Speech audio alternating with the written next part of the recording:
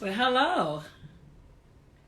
How are you all doing? So this afternoon, I am interviewing Maria Stanfield.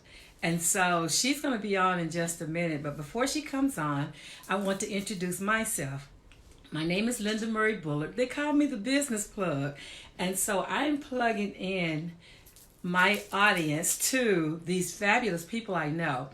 Every Sunday at 7 p.m., I do a show that's called the Business Plugs Mixer. And it's introducing various people in various industries. And it's also my way of giving back to the community because I offer topics of interest, things that people want to see or things that people have questions about. I try to give them answers and solutions. So today we're going to talk about those people who are in careers that they feel are dead end careers because sometimes you can get stuck in a rut. And so it's going to be refreshing for Maria to tell you how she moved from the front office to the corner office. And as fate would have it, I do have her book, but I tell you what, that book is a needle in a haystack right now. So I hope she has a copy of it with her. If she doesn't, I am definitely going to post the link to her book where you can purchase it yourself. But it is an excellent read. She is very raw, very vulnerable, and she's given her story just as it happened. No washed up, painted up, no skipping no corners, but it's a great autobiography from her by her.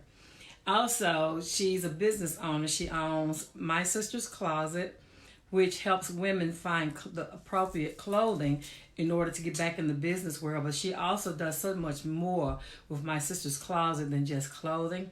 She helps them with food. She helps them find resources.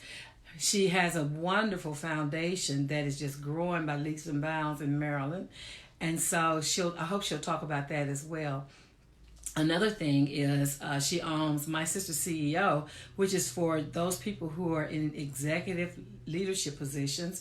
Whether you own a business or you working in corporate America, then she helps you get your game together.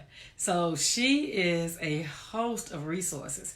In addition to all of that I just gave you, she is also the founder of the Push Party. And the Push Party is an annual event that's held in just outside of DC in National Harbor, so in Oxon Hill. So she's going to talk about that because that actually happens 2 weeks from today in Oxon Hill, Maryland. So hopefully she'll talk about that too. But in the interim, I wanted to tell you some more things about what's going on here locally.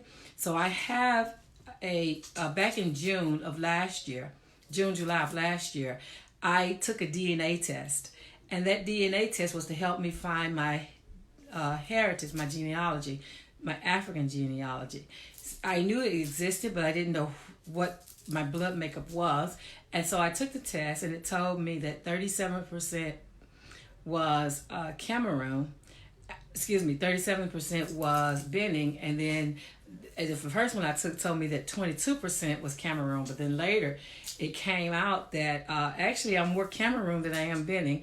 And so in November, I'm speaking at an event in Cameroon, Africa.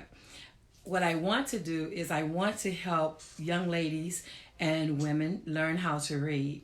And so I've taken it upon myself to do literacy in Cameroon. And what that project looks like is I'm taking 50 pounds of books and cash to help build the library portion of a free tuition school my hostess is building.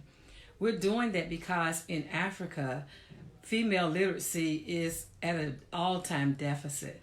And if women can learn how to market themselves through using education, then they create better lives for themselves and for their families. So I have taken it on myself to do that.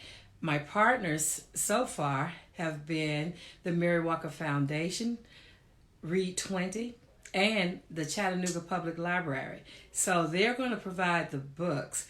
And there's a GoFundMe that you can help me spread around. If you don't have money to donate, I'm asking for $7. $7 is a lunch, skipping a lunch or a dinner. And then donating that money to them will help a little girl or a young lady learn how to read. And so that's what that's about. So right now, it's 3 o'clock on the dot. So my girl Maria should be tuning in very shortly. And once she comes in, I'll go ahead and bring her in. To tell you a little bit more about that, so phase one was me actually taking the test.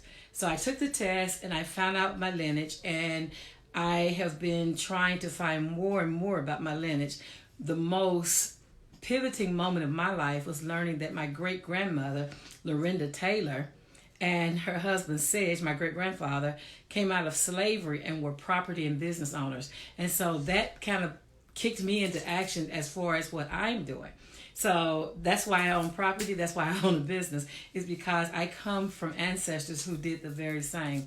And I have this t-shirt that says, I'm just making my ancestors proud. And that's what I'm trying to do, is make my ancestors proud. But with this project, I want to encourage other people to look into their own lineage and find out how and where they came from, right? So the second part of that phase is going to Cameroon to leave a footprint. So I'm going to be documenting that whole journey.